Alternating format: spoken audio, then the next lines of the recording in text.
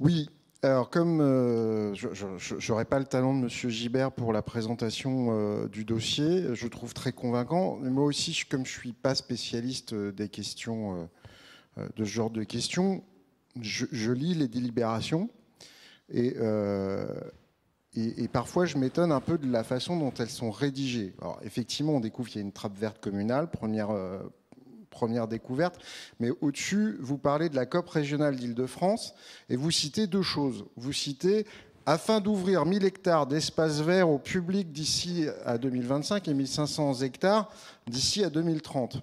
Vous citez ensuite soutenir 100 projets d'amélioration de la qualité des espaces verts. Je suppose que la requalification qu'on souhaite toutes et tous du square de la République rentre plutôt dans la deuxième catégorie que la première. Je trouve simplement que dans la façon dont vous rédigez cette délibération, vous essayez d'appâter le chaland en expliquant que vous participez au programme d'ouverture de 1000 hectares d'espaces verts et de 1500 d'ici 2025 et 1500 d'ici 2030, qui effectivement pourrait plutôt correspondre au square qui reste encore attendu à côté de l'ancienne salle Vélaire et du côté de la rue Maurice Berthaud. Bon, je ne parlerai pas de la brumatisation, mais effectivement, quand on l'a relu à mon oreille tout à l'heure, ça m'a fait mal. Et puis, concernant l'agence de l'eau Seine-Normandie, vous parlez d'un taux d'aide spécifique à la préservation et reconquête écologique des milieux humides, aquatiques et littoraux. Alors, il est vrai que le lit très très large de la Seine peut être très très large quand il y a des crues énormes, etc. Mais j'espère que vous ne fondez pas la demande de subvention sur ce dossier à l'agence de l'eau Seine-Normandie au fait que le square de la République soit un milieu humide, aquatique et littoral. Sincèrement, je pense que là-dessus, vous seriez déçus. Mais plus sérieusement, outre le fait qu'on a tous voté la demande de nouvelle étude que messieurs Gibert, Lolo et à l'époque Madame Aouchiche nous avaient soumis en fin d'année dernière, qu'on a tous et toutes demandé à recevoir les résultats de cette étude. Je n'en ai pas connaissance. Monsieur Horner vient de nous la citer. Elle aurait dû nous être transmise. On aurait dû être mis tous au même niveau d'information. On se moque de qui?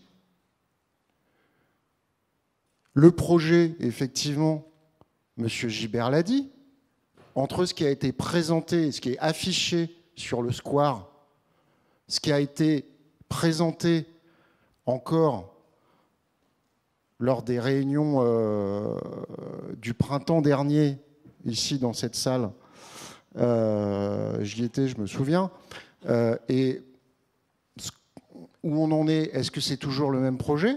On ne le sait pas, puisque vous ne nous présentez pas en annexe le projet sur lequel vous demandez de subvention, ni le fond du projet, ni son estimation en termes de coût.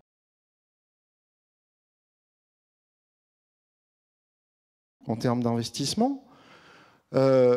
Monsieur Gibert a fait tout un développement sur effectivement la couverture des arbres qui étaient là, sur le fait que ça permettait de faire baisser la température en ville. Et je pense que c'est la principale utilité de ce square. Pourquoi? Parce que malgré toutes les requalifications qu'on pourra y faire, je vais vous dire une chose. Ce square, il a un handicap majeur sur lesquels il faudra faire des profondes modifications urbaines avant de les résoudre. C'est qu'il est en bord de départementale, qui est quasiment une autoroute départementale.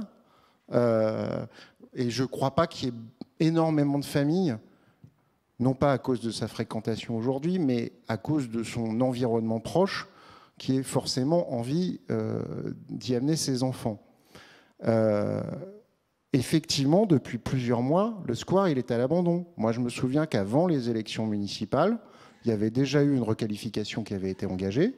Je le sais parce que j'y étais allé, je m'en étais enfui avec mes enfants, puis j'y étais retourné, je m'étais dit il y avait eu des priorités, mais des améliorations, mais il n'y a plus rien qui est fait. Donc, on ne connaît pas le projet. Les études, vous nous les avez cachées. On ne connaît pas le financement. Ce que vous marquez dans la présentation du dossier est soumis à caution. Vous annoncez, enfin, vous aviez annoncé que vous alliez couper des arbres pour les remplacer par des buissons. C'est sûr que ça va moins couvrir et moins faire baisser la température.